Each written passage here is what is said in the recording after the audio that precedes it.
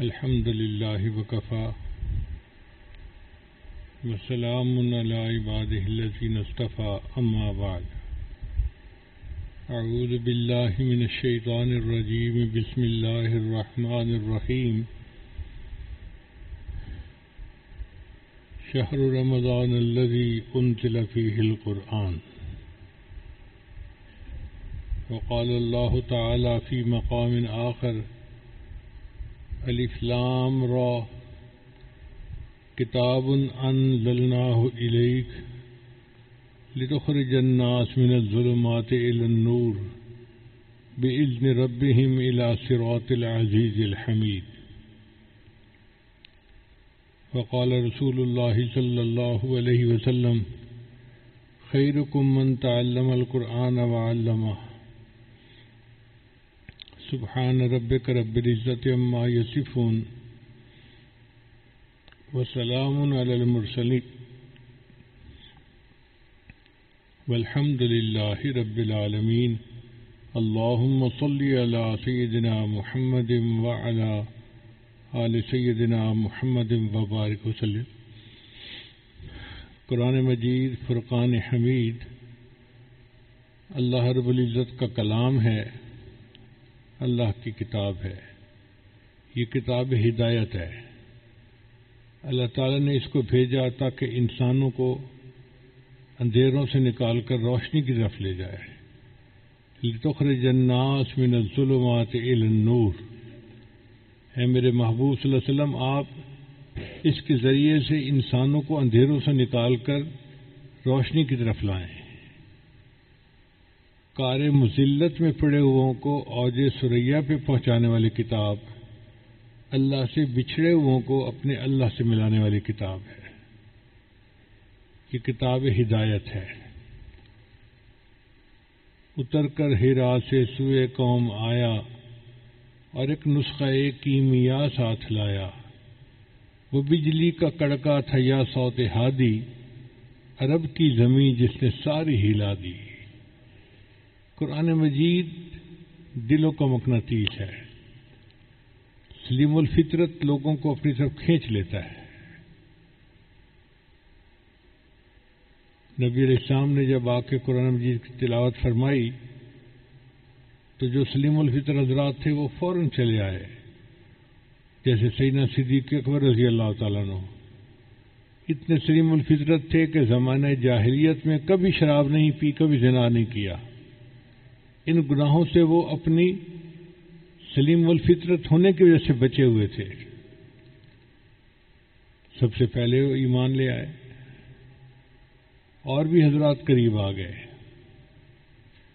حضرت عمر رضی اللہ عنہ جیسے بہادر انسان، جب انہوں نے دیکھا کہ ایک ہنگامہ برپا ہو گیا ہے مکہ مکرمہ میں، کوئی بندہ ہے جو ہمارے معبودوں کے خلاف باتیں کرتا ہے، تو تلوار لے کے نکل کھڑے ہوئے کہ میں قصہ ہی سمیٹ دیتا ہوں۔ اللہ کی شان دیکھیے کہ راستے میں ایک صحابی ملے، سلام دعا ہوئی تو انہوں نے پوچھا کہاں جا رہے ہو؟ کہنے لگے بس میں مسلمانوں کے پیغمبر اسلام کا قصہ ہی سمیٹتا ہوں۔ ان کا ان کے تو بعد میں قصہ سمیٹنا، پہلے اپنے گھر کی خبر لو، تمہاری بہن مسلمان ہو چکی ہے، بہنوئی مسلمان ہو چکے ہیں۔ تو بڑا غصہ بڑھ گیا، یہ کیسے ہو سکتا ہے؟ بہن ہو، میرا بہنوئی ہو، اور مجھ سے مشورے کے بغیر وہ نیا دین قبول کر لیں، تو بہنوئی کے گھر چلے گئے۔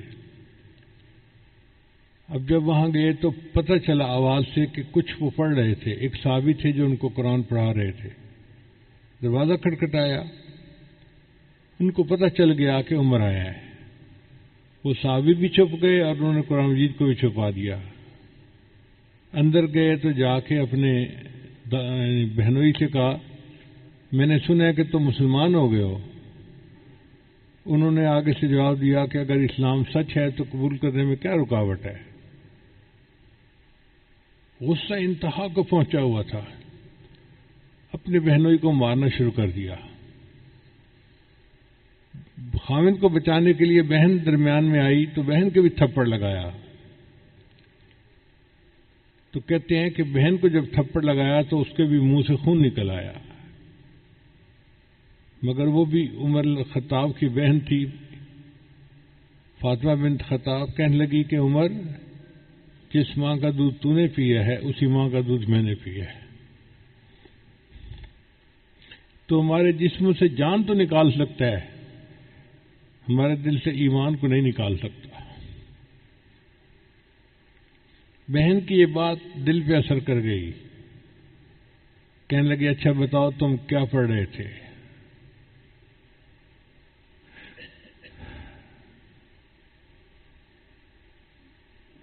تو انہوں نے پھر کہا کہ ہم قرآن پڑھ رہے تھے۔ کہنے لگے اچھا مجھے بھی اپنے پیغمبر اسلام کے پاس لے چلو۔ نبی اسلام کی خدمت میں آئے۔ نبی علیہ السلام اس وقت دار ارقم میں تھے، جہاں کنڈی لگا کر کلمے کی تعلیم دیا کرتے تھے۔ حضرت حمزہ اللہ نبی وہیں موجود تھے۔ دروازہ کھٹکھٹایا۔ اب صحابہ کرام تو بہت خوف زدہ تھے کہ قریش مکہ کو پتہ چل گیا کہ اس گھر میں مجلس ہوتی ہے تو ہمارے لیے تو مصیبت آ جائے گی۔ تو ایک صحابی نے کہیں سوراخ سے دیکھا تو عمر بن خطاب کو دیکھا، تلوار لے کے کھڑے تھے۔ آ کے بتایا اے اللہ کے وسلم، عمر بن خطاب آیا ہے، ہاتھ میں تلوار پکڑی ہوئی ہے۔ تو نبی اسلام نے فرمایا دروازہ کھول دو۔ حمزہ رضی اللہ تعالیٰ عنہ جو تھے وہ فرمانے لگے آنے دو، اگر ماننے کی نیت سے آیا ہے تو خوشی کی بات ہے، اور اگر کسی اور نیت سے آیا تو اسی کی تلوار سے میں اس کی گردن اڑاؤں گا۔ چنانچہ عمر رضی اللہ عنہ اندر داخل ہوئے تو نبی اسلام نے ان کے سامنے سورہ طٰہٰ کی چند آیتیں پڑھی۔ طٰہٰ ما انزلنا علیک القرآن لتشقى الا تذکرۃ لمن یخشی۔ پڑھتے پڑھتے جب یہ آیت پڑھی اننی انا اللہ لا الہ الا انا فاعبدنی واقم الصلاۃ لذکری، تو ملانوں کا دل جو تھا وہ پسیر گیا، کہنے لگے کہ بس مجھے کلمہ پڑھا کے مسلمان بنا دیجیے۔ تو قرآن مجید نے سلیم الفطرت لوگوں کو کھینچ لیا تھا اپنی طرف۔ ہم نے اسکول میں جب سائنس سبجیکٹ پڑھنا شروع کیا تو ایک دن ہمارے استاد نے لکڑی کا برادہ منگوایا۔ لکڑی کو جب کاٹتے ہیں نا تو اس کا برادہ جمع ہو جاتا ہے، تو وہ برادہ ملا کے اس کے اندر کچھ لوہے کے ٹکڑے ڈال دیے۔ پھر ہمیں کہنے لگا کہ یہ لوہے کے ٹکڑے الگ کرو۔ اب ہم بچے تھے تو ہم ایک ایک ٹکڑا ڈھونڈ ڈھونڈ کے الگ کرنے لگے ہیں۔ پھر اس نے کیا کیا کہ ایک اس کے پاس کوئی چیز تھی جو اس نے اس کے اوپر پھیری تو سارے ٹکڑے اس کے ساتھ چپک گئے۔ ہم نے پوچھا استاد جی یہ کیا ہے؟ کہنے لگا یہ مقناطیس ہے، جہاں بھی لوہا ہوگا مقناطیس اس کو کھینچ لے گا۔ تو بالکل اسی طرح قرآن مجید مقناطیس کی مانند ہے، جہاں بھی کوئی سلیم الفطرت انسان ہوگا قرآن اس کو اپنی طرف کھینچ لے گا۔ آج بھی اگر ہم قرآن مجید کے ساتھ تعلق جوڑیں تو ہمارے دل سنور جائیں۔ قرآن دلوں کو صاف کرتا ہے، تصفیہ کرتا ہے، نفس کا تزکیہ کرتا ہے۔ اللہ تعالیٰ نے اس کتاب کو بھیجا اسی لیے ہے، یہ اللہ کا کلام ہے، انوارات سے بھری ہوئی کتاب، برکتوں سے بھری ہوئی کتاب، یہ دلوں کی دوا ہے، بیماروں کے لیے شفا ہے، نسخہ خدا ہے۔ اللہ کی شان دیکھیں کہ اب عنقریب ایک مہینہ آنے والا ہے جس کو رمضان المبارک کہتے ہیں، وہ شہر القرآن ہے، قرآن کا مہینہ ہے۔ قرآن اسی مہینے میں اترا اور اس مہینے میں قرآن کی کثرت کے ساتھ تلاوت کی جاتی ہے۔ تو ہم ابھی سے اس مہینے کے لیے تیاری کر رہے ہیں۔ ہم نے دنیا میں دیکھا ہے کہ عید کے آنے سے 1 مہینہ پہلے عورتیں اپنے کپڑے تیار کرنے شروع کر دیتی ہیں، بچوں کی چیزیں خریدنا شروع کر دیتی ہیں. 1 مہینہ لگ جاتا ہے عید کی تیاری میں. تو بھائی رمضان مبارک کا مہینہ شہر القرآن ہے، اس کی آمد کے لیے ہم بھی ابھی سے تیاری شروع کر دیں. اور رمضان کی تیاری کیا ہے؟ ایک تو اپنے گناہوں سے توبہ کریں، اور دوسرا اپنے کام کو اس طرح سے سمیٹیں کہ رمضان شریف کا وقت فارغ ہو عبادت کے لیے. روزہ صرف کھانے پینے سے رکنے کا نام نہیں ہے، روزہ اپنے اعضاء کو گناہوں سے بچانے کا نام ہے. تو ہم روزے کو اس طرح رکھیں کہ ہم کھانے پینے سے بھی رکے رہیں اور اعضائے جسمانی کو گناہوں پہ پڑنے سے بھی بچائے رکھیں. یہ اعلیٰ درجے کا روزہ ہے، سر سے لے کے پاؤں تک ہم روزہ دار بن کے زندگی گزاریں گے. تو اس کی پریکٹس ہمیں ابھی سے کرنی شروع کر دینی چاہیے. اگر کوئی صاحب موبائل فون کا استعمال غلط کرتے ہیں تو ابھی سے بند کر دیں، پریکٹس کریں. شیطان زور لگائے گا، لیکن جب آپ ریزسٹ کریں گے اور کوشش کریں گے تو اللہ اس مصیبت سے جان چھڑا دیں گے. اور اگر سکرین پہ تماشے دیکھتے ہیں تو دیکھنا چھوڑ دیں، اللہ کے لیے چھوڑ دیں. یہ رمضان مبارک کی تیاری ہے، اپنے آپ کو گناہوں سے بچانا.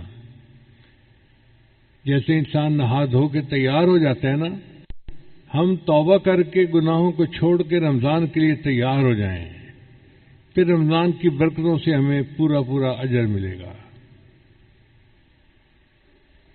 نبی علیہ السلام کے زمانے میں قرآن کی کثرت سے تلاوت کی جاتی تھی. کتابوں میں لکھا ہے کہ اگر تہجد کے وقت کوئی بندہ مدینہ کی گلیوں میں چلتا تو اسے ہر گھر سے شہد کی مکھیوں کے بھن بھنانے کی آواز آتی تھی. یہ شہد کے مکھیوں کے بھن بھنانے کی آواز کیا ہوتی تھی؟ ہر گھر کے لوگ قرآن پڑھ رہے ہوتے تھے. آج ہمارے گھروں سے یہ آواز نہیں آتی، اس لیے کہ سب سوئے ہوئے ہوتے ہیں.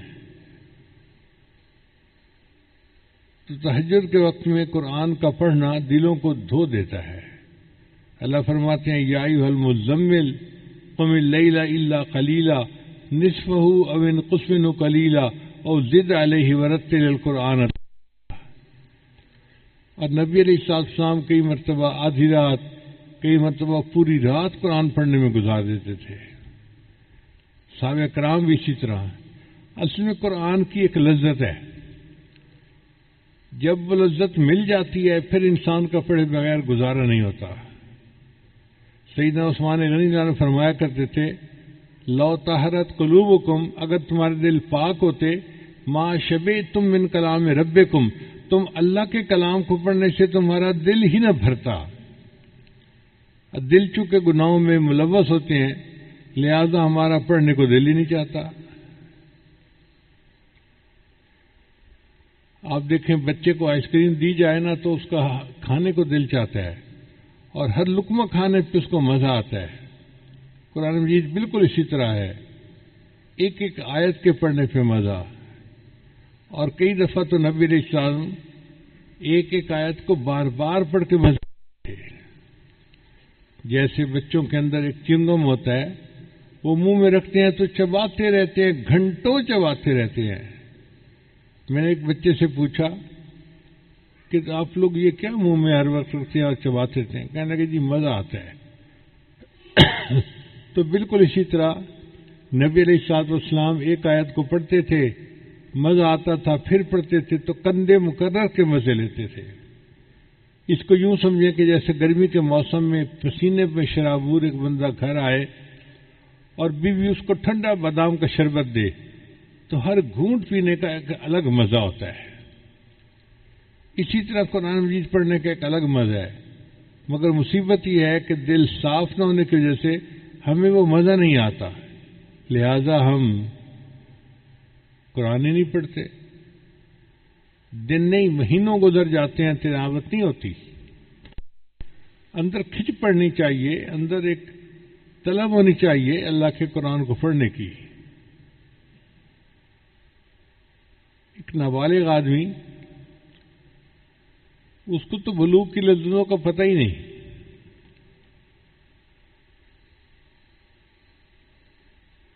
اور اگر ایک بالغ آدمی جس کی شادی ہو چکی ہے اس کو کوئی کہے کہ جی ہم آپ کو بسکٹ کھلا دیتے ہیں، آج آپ بیوی کے پاس نہ جائیں، تو وہ کہے گا کیا بیوقوفوں والی بات ہے، اس سویٹ ڈش کی یا اس کھانے پینے کی یا ان بسکٹوں کی کیا حیثیت ہے؟ میاں بیوی کے وقت گزارنے کا معاملہ ہی کچھ اور ہے۔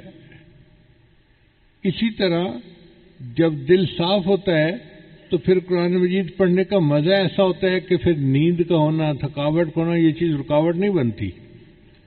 بندہ جتنا بھی تھکا ہوا ہو رات کے آخر پیر میں اٹھ جاتا ہے اور مصلے پہ کھڑا ہو جاتا ہے۔ بعض رات تو ایک رات میں ایک قرآن مجید پڑھ لیا کرتے تھے۔ ہم اگر اتنا نہیں پڑھ سکتے تو ہم تھوڑا تو پڑھ سکتے ہیں نا۔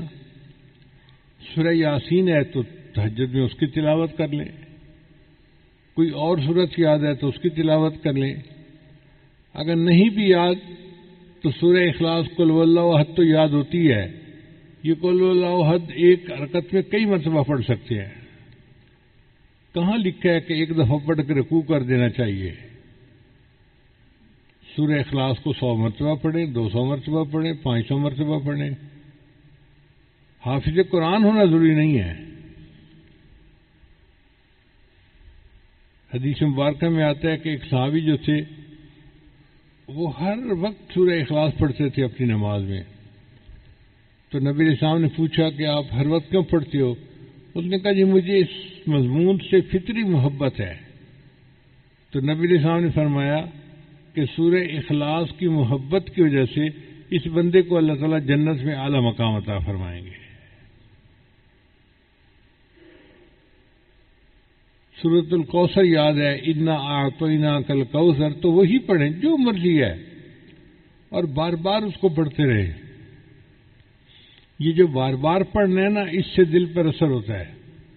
دیکھیں دیوار کے اندر کیل گاڑنا ہوتا ہے نا تو ایک دفعہ ہتھوڑا مارنے سے کیل نہیں گڑتا، ایک دفعہ مارتے ہیں، پھر دوسری دفعہ مارتے ہیں، پھر تیسری دفعہ، ہیمر اٹ ڈاؤن، اس کو مارتے رہو حتیٰ کہ یہ گڑ جائے اس کے اندر۔ اسی طرح قرآن مجید کی آیات ہیں، ایک دفعہ پڑھیں گے تھوڑا اثر ہوگا، پھر پڑھیں، پڑھتے رہیں، پڑھتے رہیں گے تو بالآخر دل پر اس کا اثر ہو جائے گا۔ اللہ کرے کہ ہمارے دل قرآن مجید کی محبت سے لبریز ہو جائیں اور ہمیں اس کی چاشنی ملنے رہ جائے، ہم روحانی طور پہ بالغ بن جائیں، پھر اٹھتے بیٹھتے ہمیں قرآن پڑھنے کا شوق ہوگا۔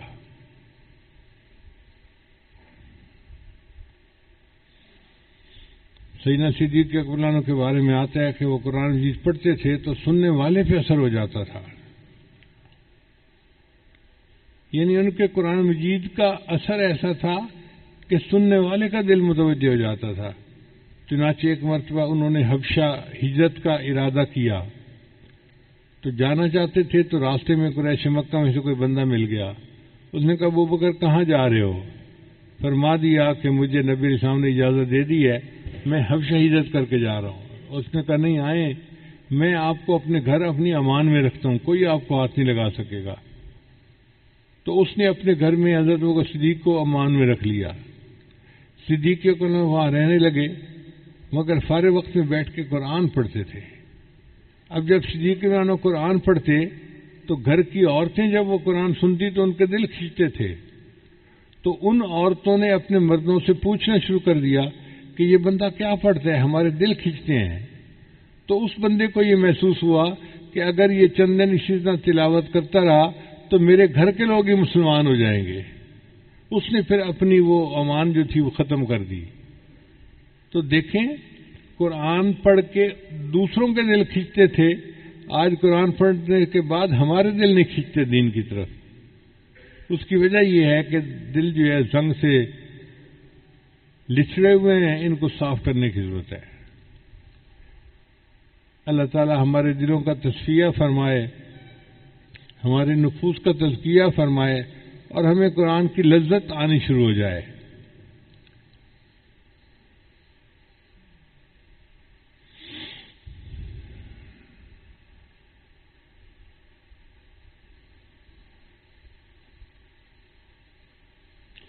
قرآن مجید کی محبت انسان کے دل کو منور کرتی ہے اور ایمان کو بچاتی ہے۔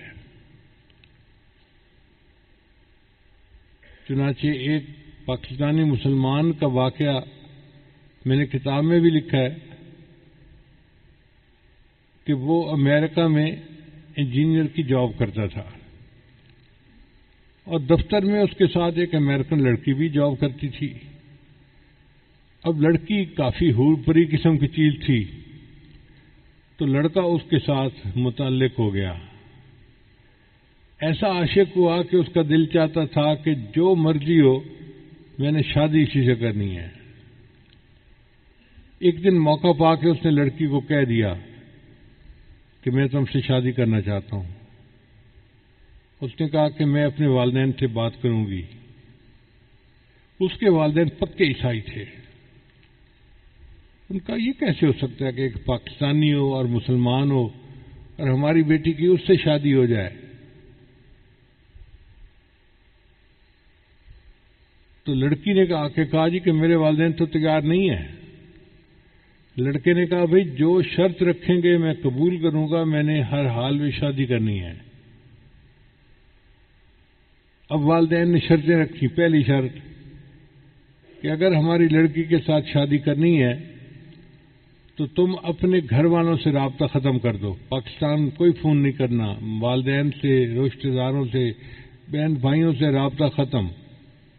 اس نے شرط مان لی۔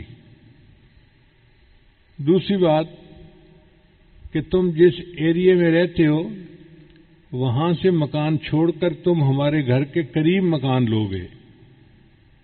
اس نے یہ شرط بھی مان لی۔ پھر تیسری شرط کہ ہم عیسائی لوگ ہیں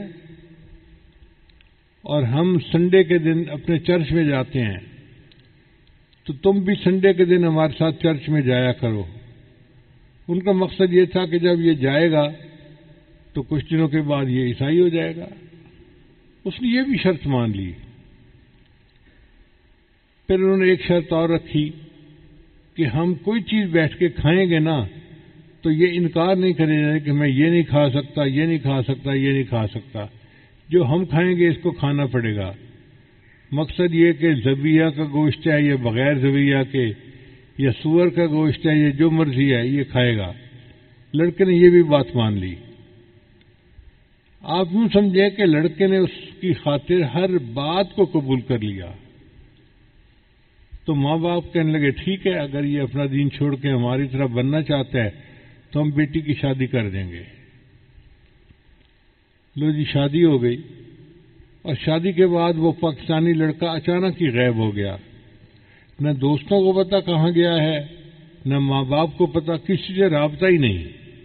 اس نے جاب چھوڑ کے کوئی دوسری جگہ جاب لے لی اور ایک شہر سے دوسرے شہر منتقل ہو گیا۔ سب لوگ بڑے حیران تھے، اس کو زمین کھا گئی یا آسمان پہ چلا گیا، کیا ہوا اس کے ساتھ؟ 3 سال اسی طرح گزر گئے۔ 3 سال کے بعد امام مسجد نے ایک دفعہ فجر کی نماز کے لیے مسجد کھولی تو یہ پاکستانی صاحب جو تھے یہ مسجد میں آئے نماز پڑھنے کے لیے۔ تو امام صاحب نے نماز کے بعد اس کو اپنے کمرے میں بلایا کہ بھئی آؤ بیٹھو، ایک کپ چائے کا پی لو۔ پتہ نہیں کہاں چلے گئے تھے، ملے ہی نہیں اتنے عرصے کے بعد۔